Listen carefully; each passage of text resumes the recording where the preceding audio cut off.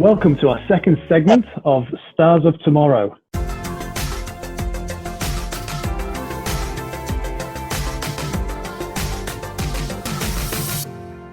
Today on the podcast we have two gentlemen who are up-and-coming star coaches, Joel Nankervis and Josh Mackie from Bentley Junior Football Club.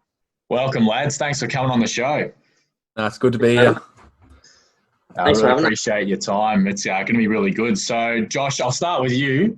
What made you want to become a coach at the SMJFL? So it probably started when I was in under 15s. I tend to get injured a lot.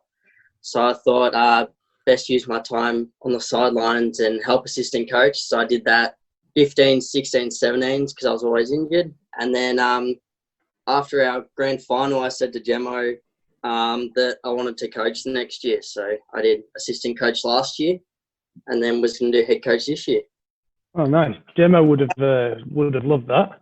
Yeah, absolutely. Obviously, you probably take a little bit after me. I'm a bit of an injury-prone one. But, Joel, how was playing in the SMJFL and how did it develop your skills as a person?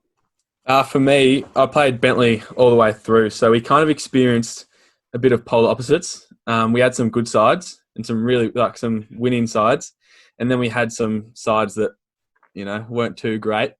So I had a bit of mix of everything. So I kind of learnt as a leader, I think, to lead when the chips were down, and then lead when I was up and about. So that really taught me a fair few things through playing, and that kind of helped me out as a person in life. Really, that kind of resilience of if we went there for a year, I don't reckon we won a game for a whole season or season and a half or something like that. So it kind of taught me a bit of resilience and how to act when winning and when your team's up and about and when you've won a few flags, whatever. And then also losing when, we didn't go through as good a years as we probably would like.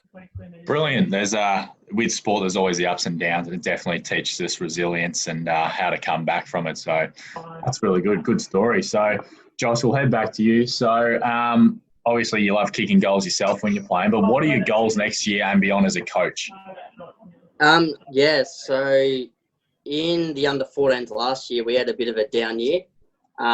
We struggled to win a few games. So we kind of talked about development as opposed to results. So that's what we went through with our pre-season this year. So the main thing for us was developing the kids and making them not just better footballers, but better people as well.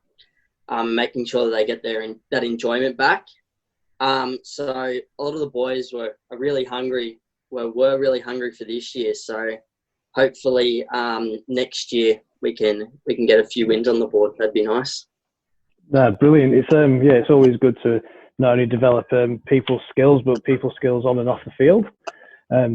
Especially results aren't everything, which we know at junior football, but the main objective is making sure people enjoy it.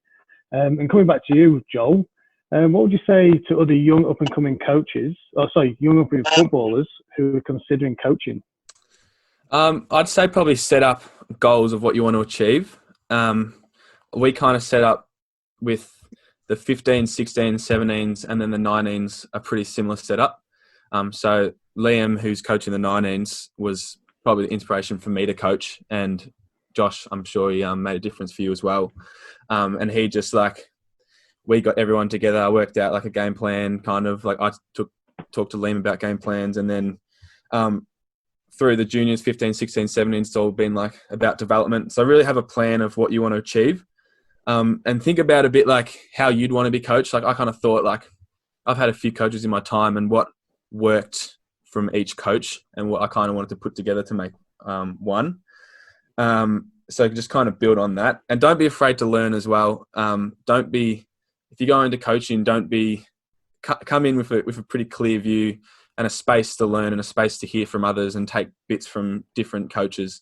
Just do everything for a reason, do drills for a reason, do whatever, and just plan and enjoy it as well, which is seems to be good fun. So I love that. Got to do it because you enjoy it. And I know that from being around the grounds a lot, there's a lot of good leaders at Bentley, and Liam's definitely one of them. He's truly one to look up to. So it's always, you're never too young or too old to learn, and Liam's one to really learn from. So that's absolutely awesome. So finish off, and I love asking our guests these questions. So both of you, who's going to win the flag this year? Josh, we'll start with you. Oh, that's a tough one. You probably thought Brisbane, but after last night, you're probably not thinking that when they can't kick straight. So I'm thinking Port Adelaide. They're looking the goods at the moment. So I'm thinking Port Adelaide. Yeah, they've had a couple good wins in a row, that's for sure. And Joel, what do you reckon, mate? I reckon I'll back my boys in. We're struggling at the moment. I think we're sitting in 12th or something, but the Blue Baggers, they're coming. They're coming. You can smell what we're cooking, and I reckon we're coming for a flag this year, so watch out. The competition is a bit scared, I reckon. So I love that. So it'll be a bit of the Bulldogs in 2016 sort of vibes about it, coming from nowhere. Yeah, come from nowhere. Oh, I love it. That's awesome. Well, boys, thank you so much for coming on the Stars of Tomorrow segment. We really appreciate you coming on and hope everyone at home got something out of that. And if you want to coach next year, be sure to get in touch with your club or even some of the SMJFL, and we can talk you through the requirements and minimum ages and all that. So, Joel and Josh, thanks again, boys. Look forward to seeing you at the Demons next season. Thank you. Cheers.